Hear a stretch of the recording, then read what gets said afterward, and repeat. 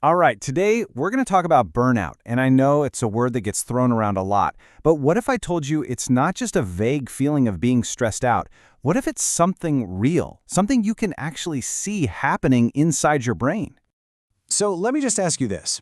Have you ever had one of those nights where you do everything by the book? You go to bed on time, you get a full 8 hours, but when that alarm goes off, you feel like you haven't slept a wink.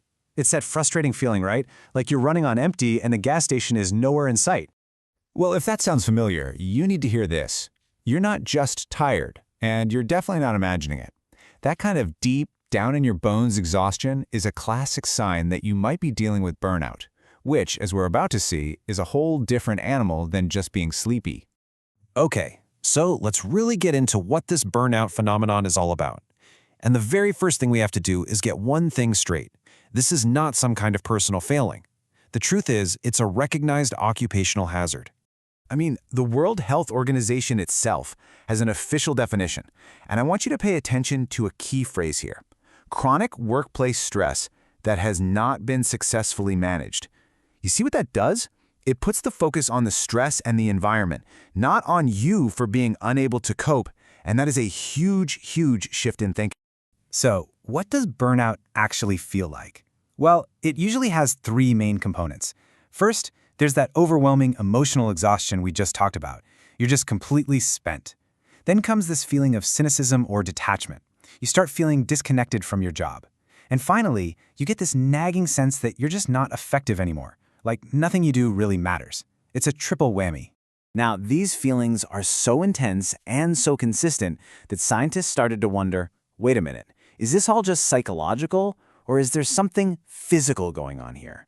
So, they decided it was time to pop the hood and take a look inside the burnt-out brain. Which led them to this central question. Can we actually see it? Is there a consistent, repeatable signature of burnout that would literally show up on a brain scan? And they were incredibly rigorous about finding the answer. They started with this huge pool of 239 different studies and then systematically whittled them down, filtering out anything that wasn't top-notch, until they had just the 17 best, most high-quality MRI studies. So you know that whatever they found is based on solid, credible science.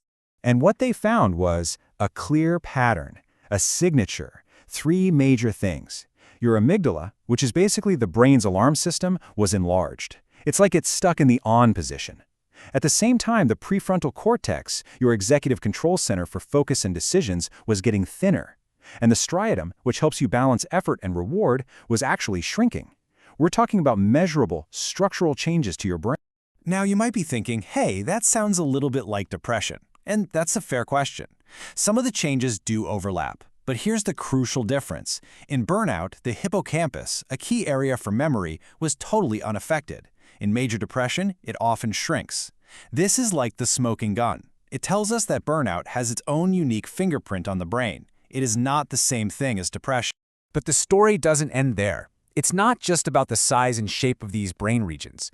It's also about how well they're all talking to each other. What the research found is that in a burnt-out brain, the connection between that alarm system and the control center is weaker. So the alarm is constantly blaring, but the control center can't get the message through to calm things down. To make up for it, your brain has to work so much harder just to do basic tasks. Scientists call this compensatory executive overdrive. Your brain is essentially redlining the engine just to stay at the speed limit. No wonder you feel exhausted.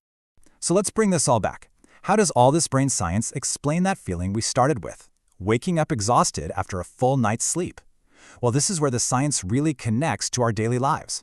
There's a term for this experience, non-restorative sleep, and it's exactly what it sounds like. You're getting the hours in, but the sleep itself isn't restoring or refreshing you. It's like plugging in your phone all night and waking up to find it's still at 10% battery. And the consequences of this are huge. It's not just feeling tired.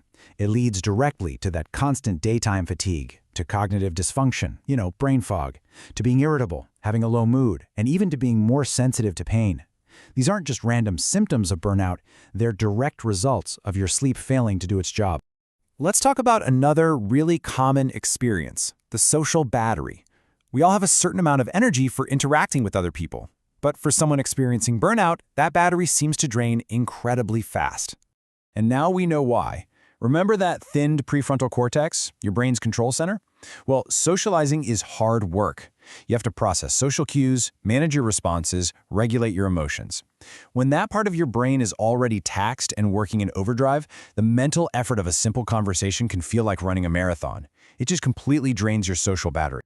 So when you're faced with this constant drain, this feeling of having no control over your own time and energy, well, we humans tend to develop some interesting coping mechanisms. Some of them can even seem a little counterintuitive.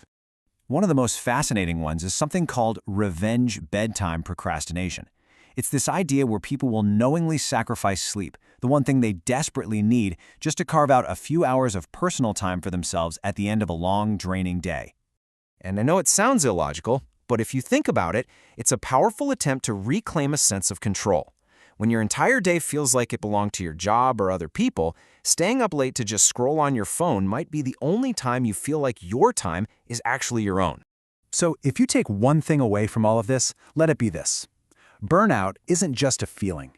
It's not all in your head. It is a condition with a real, measurable, physical signature in your brain.